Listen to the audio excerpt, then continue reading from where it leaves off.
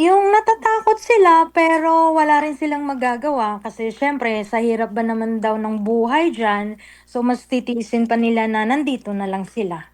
Maki-update naman tayo dyan sa Israel. Then meron tayong makakapanayam na isa pong OFW, Overseas Filipino Worker dyan po sa bansang Israel. Si Atimay Fernando. Atimay, magandang gabi mula dito sa Pilipinas. Magandang hapon ata dyan sa Israel. Good morning, good afternoon po. Yes po, 3:30 po dito. Ayan. Para sa kalaman lang, Binibining Mai, kung ano ba, ilang taon na ba ikaw dyan na nagtatrabaho sa bansang Israel?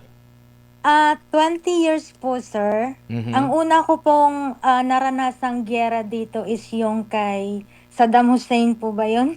Opo. Yun po. Oh. At hanggang ngayon po, nandito pa po ako. So kung 20 years, mga ano na, More 20, than 20 years 2000, na po. more than, Tut- so early 2000, yes, nandyan ka na sa, ano, 2002 po, nandito po ako. ay, ang tagal na rin, no? Ano bang Opo. mga naging trabaho mo sa loob ng mahigit isang dekada, dalawang dekada? Nung dumating po ako dito hanggang 2010, caregiver po ako. Pero sa ngayon po is, naglilinis na po ako ng bahay. Then after that, paghapon nagsusundo ako ng mga bata sa school. Mhm. Okay. Sa loob ng mahigit dalawang dekada, kung ikukumpara mo yung siguro mga peligro na nangyari dyan sa Israel, mga nasa anong level itong mga ganap ngayon sa pagitan ng Israel at Iran kasamang US? Sa akin po, sa experience ko po, ito yung pinaka-worst nung last year at saka itong year na po. Yung talagang kailangan na po naming magtago sa safe na bombshell, gano'n po. Opo. And ditong mga nakalipas na mga lugar, nakalipas na mga araw, kamusta yung ating sitwasyon po dyan, lalo na nitong weekend? Nung Sabado po nag-start, parang buong maghapon po yata 'yun hanggang gabi. Pero sa ngayon po parang, 2 times to ano, 3 to 4 times po na meron pong sirena po dito. Mm. And kumbaga parang nasanay na ba kayo? Ikaw napakatagal naman na diyan sa Israel. Sanay na ba kayo na makarinig ng mga ganyan? Sanay na po, kaya lang siyempre nandun pa rin po yung takot lalo pa 'pag yung alam namin na merong darating na mga, sirens o di kaya mga bomba, nakakatakot. Pero, 'pag pumunta po naman sa mga bombshell, safe naman po. Pero depende po 'yun sa mga employer na merong bomb shelter, meron po sila. Pero dito po sa bahay ko, kailangan ko pa pong lumabas ng bahay para maki-share doon sa may, safe na lugar po. Mga ilang minuto naman yung lakaran? Siguro po mga seconds lang, mga 5 seconds. Okay. Lalabas lang po ng gate tapos pupunta po sa kapitbahay. Pero meron kang nabanggit sa akin kanina bago tayo umere kaninang mga hapon dito sa Pilipinas nung una kitang nakausap. Nabanggit mo na isa sa mga pinakamahirap na sitwasyon ay kapag wala ka dyan sa inyong bahay. Halimbawa, nasa labas ka tapos biglang tunog ng sirena. Opo, 'pag nasa bus po, talagang kailangan pong mag-stop ng driver tapos, bababa po lahat ng pasahero, then, pupunta po sa lugar na merong safe. Siyempre hindi mo naman po alam kung kabisado kung saan yung bahay na yon na pupunta ka, kung saan ka papasok, kung meron dong safe na lugar. So, ang ginagawa na lang po namin is kung merong hagdanan, dun na lang po kami pumupunta. Opo. Meron bang pagkakataon na talagang malapit lang sa inyo yung kinabagsakan ng mga missiles kung merong mga aatake dyan sa Israel? Meron pong malapit. Pero dito po sa kinalalagyan ko ngayon sa ngayon wala pa po. Pero sa mga trabaho ko po, meron talaga po. Opo. Sa particular sa Israel po kayo ngayon, Ma'am Mai? Nasa Tel Aviv po ako. Sa sentro mismo, no? Opo. Opo.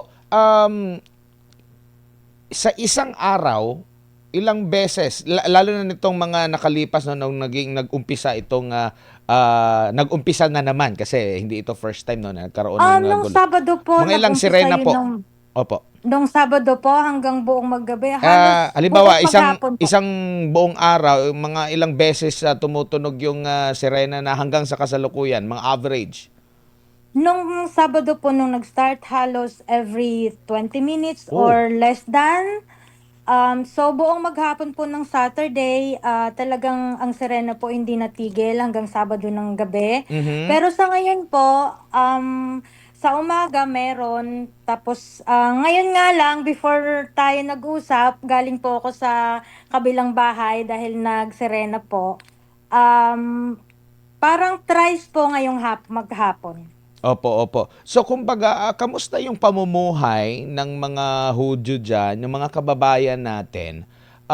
Bigyan nyo kaming ng sitwasyon lalo na sa panahon na ngayon. Ano na lang yung daily routine ng mga taga riyan sa Israel? Panay na lang tago sa kanilang mga bahay? Wala na bang mga trabaho?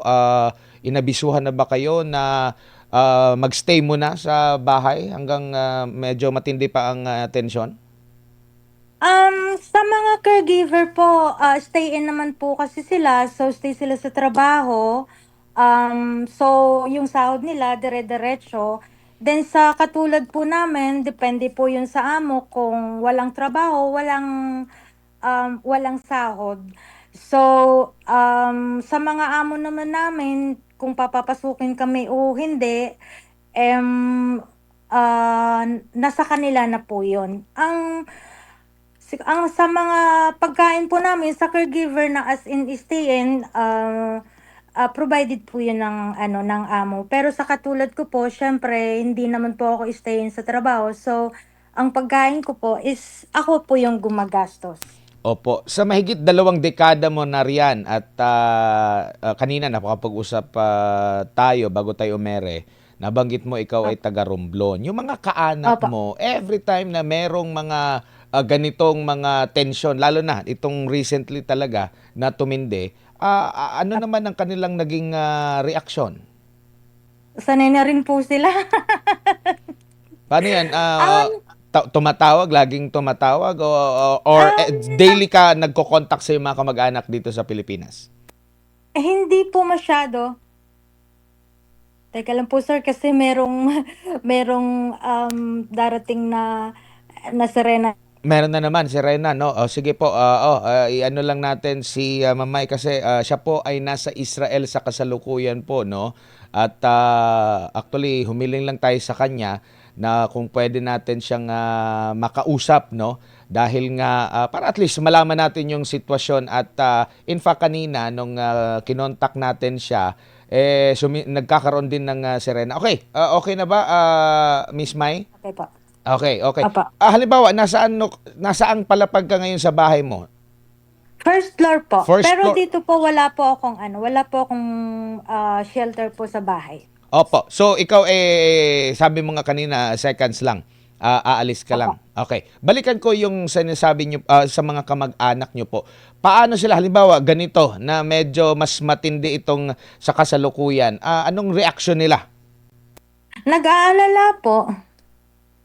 Hindi ka ba hinihimok na umuwi at kanina nabanggit ni President Bongbong Marcos meron ng at least 1,000, 400 na mga Pilipino sa iba't ibang lugar dyan sa Middle East kasama na yung Israel na gusto ng maripatriate, gustong umuwi ng Pilipinas. Sa tingin nyo ba sa mga pangyayari ngayon, sapat na ito na dahilan para umuwi ka muna and meron bang ganyan din na sinasabi ang mga kaanak mo dito sa Pilipinas?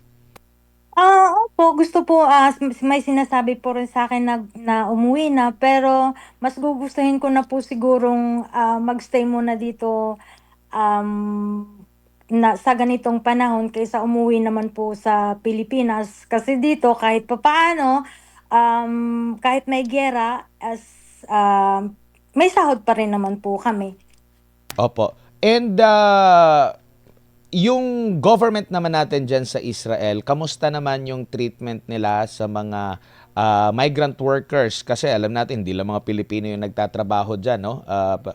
Pero marami-rami yung mga Pilipino po. Kamusta naman yung treatment nila sa inyo? And at the same time, yung mga amo ninyo, meron bang pagkakataon na sinasabihan din kayo na wag muna, pwede na kayong umuwi, or ano bang mga kanilang treatment sa inyo dyan ngayon? Yung government dito, fair naman sila sa treatment ng kahit na anong lahi, lalo sa mga insurance.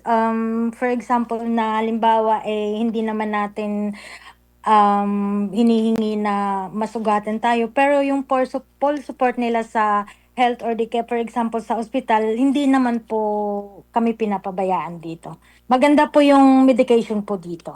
Opo. Dito naman po sa ating mga kababayan natin, for sure maraming mga community. Meron bang sa isang buong linggo pagkagaya sa ibang bansa na nagkikita-kita yung mga Pilipino? May mga ganyan din ba kayo? And kamusta yung ating mga kababayan, lalo na yung mga kakilala mo diyan sa Israel? Lalo na yung mga first time or yung mga bago diyan sa Israel na nakakakilala po, nakikilala nyo po. Um, Dito naman po kasi sir is weekly naman po kasi yung day off dito. Mhm. Depende na lang po sa'yo kung hindi ka kung ayaw mo mag-day off, so babayaran ka po ng amo mo sa stay mo. Pero mostly po talaga dito is weekly po ang day off dito. Mm. Nakakapagkuwentuhan ba kayo? Meron ka Yes bang po. makikilalang mga bago? Ano yung lalo na sa mga bago, concern ako dito sa mga bago kasi alam mo na, kayo sanay na kayo, mahigit 2 dekada na kayo. Ano yung common nila na mga pangamba na i-share nila sa inyo? Yung natatakot sila pero wala rin silang magagawa kasi siyempre sa hirap ba naman daw ng buhay diyan, so mas titiisin pa nila na nandito na lang sila. Siguro bilang panghuli, kamusta naman yung treatment din ng ating embahada diyan sa Pilipinas? Meron ba silang kumo-contact ba sila, yung kumbaga parang diretso na sa inyo kumo-contact, or needed pa ba talaga na kayo mismo yung mag-contact sa mga embahada, or sila yung nangungumusta? Ano yung diyan? Sistema po, May. Um, Meron po silang advisory, something na kung may mangyari or ano, pero meron silang ah, ah, mga paalala sa amin na kung sakaling may pangangailangan, kokontak kami sa kanila. Siguro bilang panghuli, baka meron kang gustong banggitin, sabihin, lalo na sa ating mga kababayan, sa gobyerno, sa mga kaanak mo, sa iba't ibang lugar sa Pilipinas. Nasa inyo pagkakataon, May.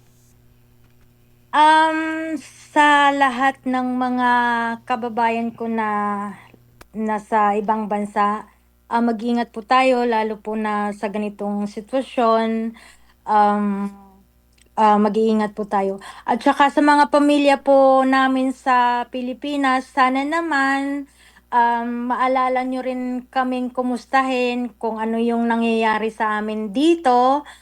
Hindi lang po yung maalala nyo kami yung mayroon kayong hihingiin. Yun lang po. Nako po, oo, di mas lalong dapat na ang lalim ng hugot mo, May, ha? Maraming Hindi maraming lang sala. naman po, sir. Hindi lang naman po yun, sir, para sa akin. Pero mostly naman po talaga, hindi naman sa lahat, Mm. pero talagang ganun po talaga na maaalala ka lang Kung may ng hihingin. yes po. Pero kahit wala po kayong hihingiin, sana maalala nyo rin kaming kumustahin dito Mm. na kung ano yung mga sitwasyon namin. Kaya kinontak ka namin kasi naalala namin kayong mga Pilipino diyan na grabe yung mga sakripisyo ninyo, no, para sa Yes. mga kaanak niyo rito. Hindi lang sakripisyo sa malayo kayo sa inyong mga kamag-anak, nandiyan din yung trabaho ninyo na hindi basta-basta, iba rin yung kultura, yung bansa na, at nandiyan pa yung Yes. gera, naipit din kayo sa gera, kaya hindi basta-basta ang inyong sakripisyo diyan. Maraming maraming Opo. salamat, May, sa iyong oras sa uulitin. Mag-ingat kayo diyan. Salamat po, sir. Thank you po. Maraming salamat. Si Mai Fernando, isang OFW po ng Israel. Avid viewer po yan ng mga programa ng SMNI po, no? Na-contact natin. At hindi to first time na meron tayong nakapanayam na mga overseas Filipino dyan sa Israel. Kahit nung meron pang mga insidente dyan din sa Israel. Ang commonality lang sa kanila, parang dahil nga parang halos regular na yung tension dyan sa gitnang silangan. Nasasanay na rin sila. Nandun pa rin yung pangamba. Pero kalimitan sa mga na-interview natin dyan, mga ilang dekada na po, no? So kumbaga alam na nila yung kanilang dapat na gawin, susundin lang talaga yung protocols. Pero doon sa mga pagtatanong natin na sapat na ba itong mga dahilan na itong mga problema, tensyon, conflict, giyera dyan sa yung lugar, mahihimo ka na ba na umuwi? Halos lahat to sa mga nakapanayam ko, mas gusto nilang umuwi. Pero dahil nga rin sa sitwasyon dito, parang mas minabuti na nila na mag-stay po dyan sa Israel. Gaya nga na nabanggit natin, hindi po basta-basta ang ginagawa ng mga overseas Filipinos dyan. Iba po yung kanilang inaalagaan, hindi yung kanilang mga kamag-anak, hindi yung kanilang mga anak, pero ang purpose po niyan, syempre para makatulong sa ating mga kababayan, no, sa kanilang mga kamag-anak dito sa Pilipinas. So nabanggit natin na ang sakripisyo po nila unang-una malayo, napakalayo po ng Israel mga kapartner, no, sa ating bansa sa Pilipinas. Yung pangungulila kabilang yan sa kanilang sinasakripisyo, 'di ba? Lalo na kung first time mo na matanggap sa trabaho diyan, unang taon mo diyan, hindi yan basta-basta. Tapos nandiyan pa yung pagharap mo sa ibang kultura, 'di ba? Ibang lahi po sila, magsisilbi po kayo diyan. So nandiyan yung adjustment. Tapos paswertihan din kung mabait yung amo, mas okay, 'di ba? Tapos isa pa sa mga hamon ito nga, yung tension, yung giyera po mga kapartner. Kaya saludo tayo sa ating mga kababayang overseas Filipino worker, kasi alam natin napakalaki ng kanila pong kontribusyon sa ating ekonomiya, no? And worth it lang talaga na dapat balikan po sila ng serbisyong totoo talaga, no? At hindi na nakawin lang ang kanilang mga pinaghirapan po mga kapartner.